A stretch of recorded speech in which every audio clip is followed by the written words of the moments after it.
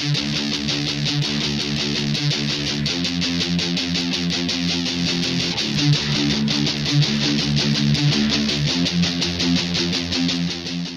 everyone, Artist Charles Wolf back again for another painting video. This time we're going to do a pure abstract. It's going to be a lot of fun. Normally I do like abstracted landscapes or cityscapes and what have you, but today we're doing a full-on just abstract. It's going to be great. I want to talk about my palette really quick. These are high-quality artist oil-based paints here, and starting from the right-hand side, going counterclockwise, we're going to be using these colors. We're going to start with some phthalo green, Prussian blue, raw umber, burnt umber. Right below that you see that big glob of soft mixing white. Just over is some raw sienna. Above that, in the container in that paint can, we have some liquid white. It's the exact same stuff that Bob Ross uses all the time. And that little tiny little metal tin there in the far left upper corner of my palette, I have some linseed oil.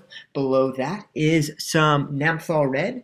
And then below that we have my favorite color, Alizarin Crimson, and just below is some lemon yellow. Okay, let's get to painting. Okay, today we're using a fairly large canvas. This is 18 by 24 inches. It's pretty big. We're going to start by taking the liquid white and covering just the center portion in the upper middle portion of the painting. Because I'm going to start with some Prussian blue in just a moment, and I want that to fade out and become a lighter blue as I go. It's so easy to add that liquid white first and then to go and add a little bit of the Prussian blue, and when they mingle, you get that lighter blue, which is going to be perfect for this coral reef painting. Like I said, it is an abstract, but as I begin to paint and as I go along, it really suggested to me just the bright, bold colors of a coral reef underneath the water in the ocean. So that's what I'm going to be titling it. It is an abstract, and when I was painting it, I wasn't thinking coral reef at all. It just turned out to look like one, sort of. So I'm going to go with that as my inspiration. If you have a moment, please check out my blog. It's impulsiveartistry.blogspot.com. I have all kinds of great stuff on there about painting, about photography, about music, about being creative and having a creative life. So if you're interested in any of those topics and more, check it out. It's a great way to catch up on what I'm doing, also to meet other great guest artists, etc. and so forth. So head over there. Again, it's impulsiveartistry.blogspot.com. Here's that Prussian blue I mentioned, and I've started putting it in. I'm going to cover a lot of this canvas up with it, and I'm just freely putting it where I want. I'm not really thinking about composition at this point. I'm thinking purely in terms of color. I just want color on the canvas and see what happens. This is an abstract. I'm not planning any of this. It is motion based, it is movement based, and I'm just going with what I feel at that moment. Adding a touch of the phthalo green to it and a little bit of the umber, just a touch of the raw umber to kind of darken it a little bit. And I'm putting in a little bit of this darker sea green color. It's very beautiful. I really like it, and it's really working for me overall. Just going to keep dabbing away here. I'm using about a 1-inch or a half-inch brush. I can't tell at the moment. I think that's a half-inch brush. And it's just a basic chip brush there. Not too expensive, very cheap. But it gets to paint onto the canvas, and that's what all I need.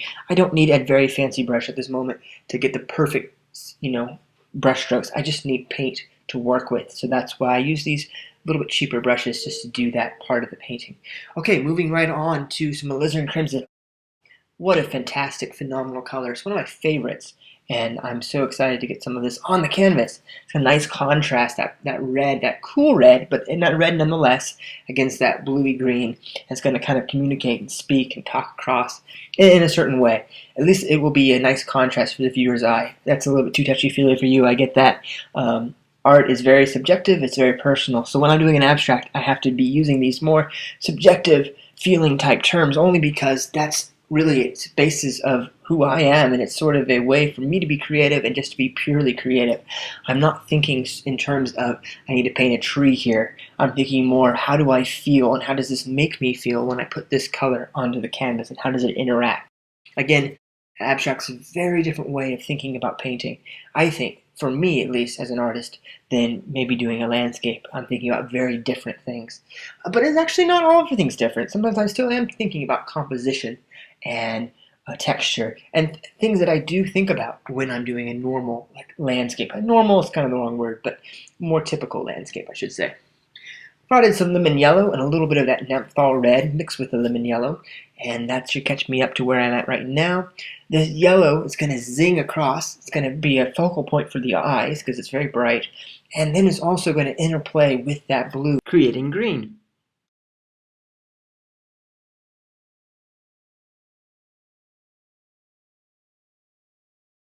Bringing in some more of that lighter red, again that's Naphthol Red mixed with lemon yellow.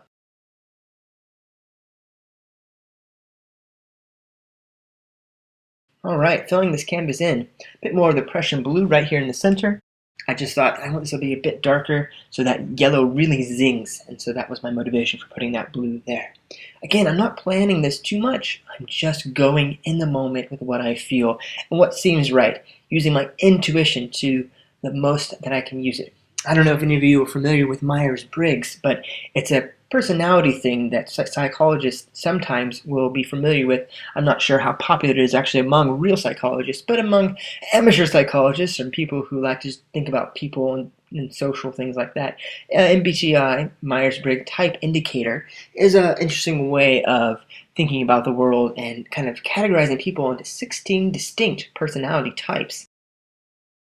For me, I'm an ENFP under that typology, which means that intuition is a big part of my personality and actually is my primary function. It's the primary way in which I deal with my outside surrounding world is by using my intuition and making connections between abstract ideas. So painting an abstract is a wonderful way for me to express and use what's called my primary function in life.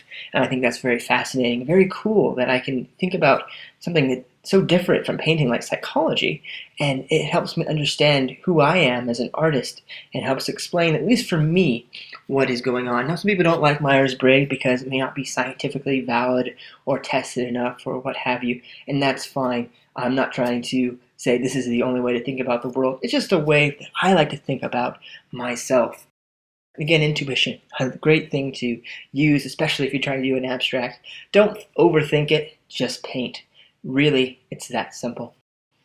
Anyone can do this. This is not terribly complicated. I'm not trying to say that I'm unique or special in any way to be able to paint this type of painting. But it's actually just a lot of fun, and I'm just excited to share with you what I know how to do and show you some of the techniques that I like to use when I'm doing an abstract. Okay, moving right along here, bringing some more of that lemon yellow. I felt like I need another zing of the color, and I felt like that point there was a good spot to put it. I'm going to mess with that actual edge and where that red stops and where that blue begins a little bit. And I think I bring the blue to the left-hand side more, but that lemon yellow is a nice way to kind of start adding some form. Right now I'm thinking in triangles, actually. And that was the sort of the geometric thoughts that were running through my head, was these beautiful little triangles kind of jutting out into that inky blueness that was just so wonderful. But as things progress, they become more finger-light and much more like seaweed, and that's where the coral reef idea started to emerge near the end of the piece. But first, it was just blocks of color, one side versus the other, red, orange, bright, hot colors versus the very deep, cool blues. And that was really the initial idea for this piece, is that light side, hot side versus the very cool side, and the clash of the two. I'm going to bring some more liquid white in here. I want that middle section to be a little bit lighter of a blue. And the liquid white is a way of adding in a little bit of a thinner. Remember that when you're dealing with oil paints, kind of unlike acrylics, but particularly so with oil paints, a thinner paint will stick and will play with a thicker paint. But if you put thick paint on thick paint, you get thick paint mud. So be careful about that. As you go along, if you already have a lot of color, a lot of pigment on there, a lot of paint on there, you need to somehow thin out your other color you're trying to put on top of it, or it'll just turn into mud and it'll mix too much. Especially if you're trying to lay one color and kind of have it lay over, not mixed with, but lay over the first color. One way I can do that is by using this liquid white. It will add white to it, so it's going to lighten it with white, so be aware of that. Or you can use something like linseed oil, which I'm also using. So in these later steps, I'm not going to say every time I put linseed oil on there, but just know that as I'm going along, I am adding a touch of the linseed oil. Don't go dunking the whole thing in it. It's going to turn to watery, and you don't want that. You need it to have some form and texture, so it's kind of a balancing act. So when you're doing oil-based paint like this, you're going to get a great result because it's so rich in pigmentation, but you can overdo it with the linseed oil and it gets runny and watery. It doesn't work that well. So be careful with the amount of linseed oil that you're using. Just a little bit will do you just fine. Okay, bringing in some more umber through here. Now this bottom section, I wasn't really sure what to do with it. It took me a little while to figure it out. Eventually, I discovered that I hadn't used my phthalo green that much and decided the right-hand bottom side is going to be really where that phthalo green finds a home in this composition. But it took me a little while to kind of figure that out. And for a few minutes here, I'm just sort of playing around. Again, I'm using my intuition. I'm just going with my gut and my feelings in the moment when I'm creating this piece. So I may not keep everything that you see me doing in this composition. And actually, in a lot of my paintings, I do that. I'll change things as I go along. But just be aware, in this piece, I really do change quite a bit. So at any one moment, if you're trying to paint along, that's fine. But I even suggest, because this is an abstract, maybe start in the same place I am, but don't feel like you need to copy what I'm doing at all. Maybe just think, okay, I kind of like how we had the red versus the blue. Start with that, and then make it your own. Try to bring your personality into it as much as you can. Whenever you see any of my videos, I never want you to feel like you need to copy exactly what I'm doing. By any means, that's not my point, and that's not why I'm doing these videos. I'm mostly just trying to show you the technique so that you can create whatever you want in the future. And if you like my style, then by all means do things similarly to how I'm doing them. But if you like someone else's style, someone else on here on YouTube that you like to watch, please check them out and watch their stuff, and maybe you can try using some of their techniques. It won't bother me at all. As long as you're painting and having fun, that's what I care about. So feel free to try to do something similar, and feel free to do something very different. Whatever you want, whatever really makes you happy, I'm fine with that. Okay, let's continue on with raw sienna. Just a little bit of this golden brown. It's just a beautiful color. I guess it's more of a golden yellow. I never quite know if it's brown or yellow. It's kind of one of those colors. It's just kind of mustardy. You know what I mean. Orange and a little bit of a light lemon red with the orange and a little bit of the raw sienna and maybe a little bit of the umber together makes that brownish color. I'm not sure I'm happy with that color, and actually I'm going to go right here and cover some of it up. I think it just got a little bit too dark and I was ruining that beautiful red effect. I was trying to go for a texture with pops of the red and the darker and the mid-tone, and I wanted it to be more of a statement on the left-hand side. So I'm going to go back and do a lot of covering up. And that's sort of the process of trying something, making adjustments, continuing on. Making good progress, making good progress. Okay, I'm going to go back. I went a little bit too white. I'm going to go back with some Prussian blue on the right-hand side, just trying to find that balance. Now, I think it's either this time or the next time I add some more blue, I do find the balance. It is there. It just takes a moment. So sometimes when you're working on things, it just takes a minute, but keep at it. Keep trying. You will get it eventually, and that's perseverance. That idea of perseverance is very important, especially when you're painting. Ah, here comes that phthalo green. It's a beautiful color. I haven't used it all that much, to be honest with you, and I'm so glad that I have started using it, and I think I'm going to use it quite a bit more, because it's a beautiful color. I really like it. I'm going to bring that green up into the blue. It's going to be beautiful. Okay, I'm just going to keep painting away here, and I think we're a little bit over halfway done, or maybe just about halfway done. No, definitely over halfway done. Looking at the timestamp here, it's about 20 minutes in length, this video, and we are already about 14 minutes into it. Okay, I have that purple color down there, and I created that with a little bit of the blue hitting and mixing with that red. I'm going to bring that phthalo over into it a little bit, but that's going to get covered up in just a moment. Here's some Alizarin Crimson with a touch of lemon yellow and a little bit of the Naphthol Red. I'm going to bring that around and kind of have it be like tendrils coming out into this lighter blue phthalo green mixture here into that white. It's just a very beautiful color. It's kind of adds another dimension to that area. I need some movement through that area, some way to push the viewer's eye upward. So that red is going to be the way I'm going to push the viewer up, over, and around that strong burst of yellow into the higher regions. You can look at this painting two ways, and my viewer could possibly start at the top, and so that way I need to bring them down the canvas, or they may start at the bottom, and then in that case I need to have them move back up. So either way, I need them to have sort of an entry point and an exit point. Bringing out some more of the yellow here, I really want that to pop, and so I'm going to draw on that tendril idea, have another little arm sticking off here, and I'm going to really make sure that that yellow is just bright and bold and absolutely beautiful, and have it be a bold statement right down there, because that's a really important section to this piece. It's coming along. Now I'm going to bring some yellow down here, and I'm actually going to end up covering it up with a darker color, but it's still going to be there. It's going to play, and the pigments are going to sort of interact with each other. So even if you do cover things up, they're still there underneath, and they're going to add a depth to your oil paintings. So if you have to cover things up, it's not a big deal, because everything is going to interact, and it's ultimately going to contribute to the final composition, even if it does get covered up a little bit. I've switched to my palette knife. I switched a little bit earlier, but I'm going to be using my palette knife intermittently through this painting process. And I'm going to bring in that, again, Prussian blue. Beautiful, again, playing on that tendril idea with my strokes here. And then at the very bottom, I'm going to bring in a little bit more of the blue, and again, I'm putting a bit of the umber. Now I get a little bit ambitious here and put some of the blue up in that red. Now thinking about it, maybe that wasn't the best idea, and I do it again. I'm going to point out here that off camera, I do add some blue lighter highlights to the very end of those tendrils on the bottom there, on the bottom blue section, and just kind of have them interacting and reacting to that yellow by having some lighter interplay, almost like that yellow is luminous and it's striking these darker forefront tendrils and causing them to shine and shimmer in the light.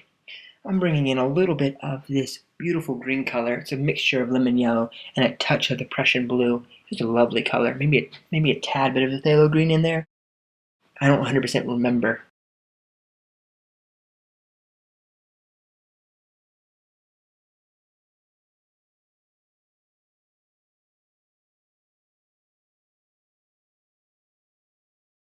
Okay, yay! Alizarin Crimson, back to that. This is a great opportunity to bring in some Alizarin Crimson right here. Now, I'm going to cover this up because, again, I changed my mind and I decided I didn't want to destroy that beautiful red area that I had there, and I kind of lost my original idea of red versus blue. So I'm going to have to cover it up. But it's still going to be there in layers, and it's going to interact like I said. Again, it's a process, and abstract painting can be kind of challenging sometimes because you never know if you're making the right move or the wrong move until you try it. At least for me, I don't try to visualize it too much before I do it. I like to just go at it, see what happens, and then keep trying new things. A bit more of the yellow here. Now I go a bit too much, and so I end up having to move things around and to mess with things a little bit. But again, there's never a mistake when you're doing abstracts. It's just some things look a little bit better to my eye, and some things don't look quite as good.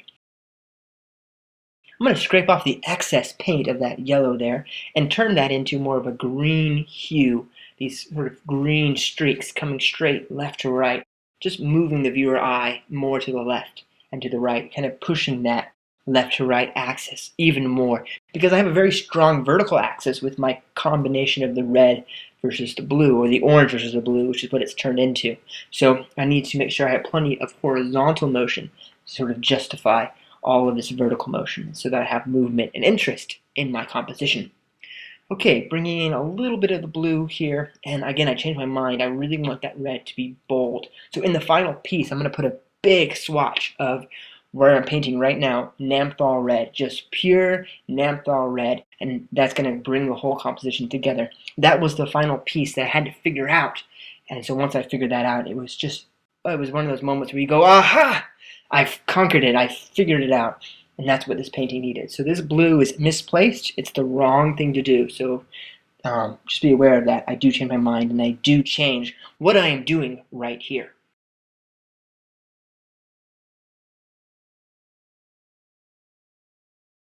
Okay, here are a few close-ups.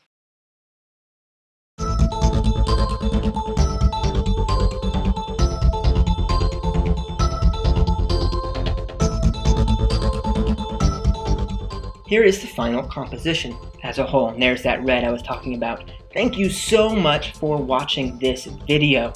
Remember to check out my blog, impulsiveartistry.blogspot.com. You can buy my artwork on Etsy, also search for Impulsive Artistry, and please don't forget to like, subscribe, and share this video.